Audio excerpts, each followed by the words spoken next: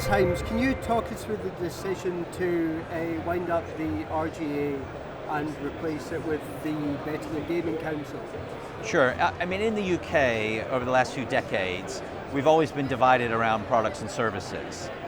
Even though in today's world, a lot of the issues we face are horizontal and cut across all of us, whether it's responsible gambling, whether it's advertising, whether it's increased regulation, it doesn't have an individual effect on an individual product, it cuts across the entire industry. And so therefore, by coming together and having a collective voice and a collective approach to those issues, I think is going to help us in the long run. And having played a key role in the Remote Gambling Association's development over the years, I mean, what are your feelings on it essentially coming to an end?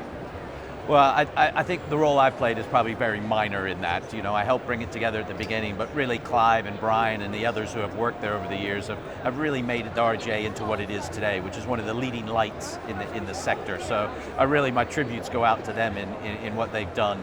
I think we can be immensely proud of what the RGA has accomplished, whether it's things like GamStop, whether it's the whistle-to-whistle ban, or all of the guidance we put out over the years to help operators make sure that they reach a good standard for the industry. I think is immensely proud. Obviously there'll always be a little sadness and a little tinge of sadness in terms of it moving on, but I think there's a lot of hope in the BGC and taking that forward. So that's where we'll continue to do our good work.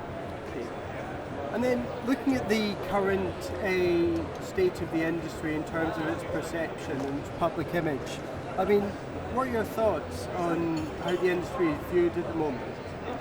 Well, I mean, there's no doubt there's a challenge there for the industry in terms of its reputation, but more importantly, its trust, right? And I think the important thing for the BGC is to establish right at the beginning that we are there to be trusted. But more importantly, we have to show that.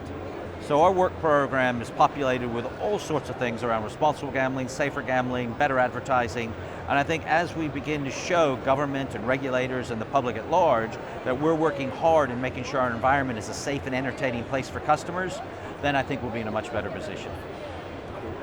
And so, looking at this current situation, I mean, how much of this is down to wrongdoing by operators, and how much is it down to an inability for the sector to communicate what it's doing right? Well, look, there have been incidents in the past, and we have to hold our hands up and recognize where there have been failings. What's encouraging is that's not indicative of a trend or a culture. These are just incidents that have occurred in the past. And so what we now need to do is create that cultural change, which we're going through in terms of our approach to the sector. And I think we have a lot of things to talk about. You know, when I speak publicly and when I meet with regulators and government officials and at the Houses of Commons, I talk about the work we're doing around game design, around affordability, around customer interaction, around advertising, around self-exclusion. I mean, the list goes on of the things we're working on, and it's up to us as an industry to make sure we're communicating to people that we're doing that in order to build that trust that I talked about. And then finally, in terms of new restrictions facing the industry, I mean, we've seen advertising bans in some jurisdictions, among other new controls.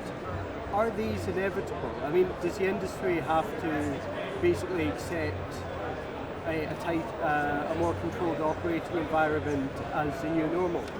I don't think we have to accept that we need to be, further regulated, as long as we accept we have a responsibility to deliver what our customers expect. And I think as long as we're delivering on that, we will create the environment that outside third parties, like the government, would expect to see. And so I think as long as we're diligent, hardworking, and moving towards that goal, then it's not inevitable that we're just going to have regulation. It's only inevitable if we do nothing. Wes Hymes, thank you very much.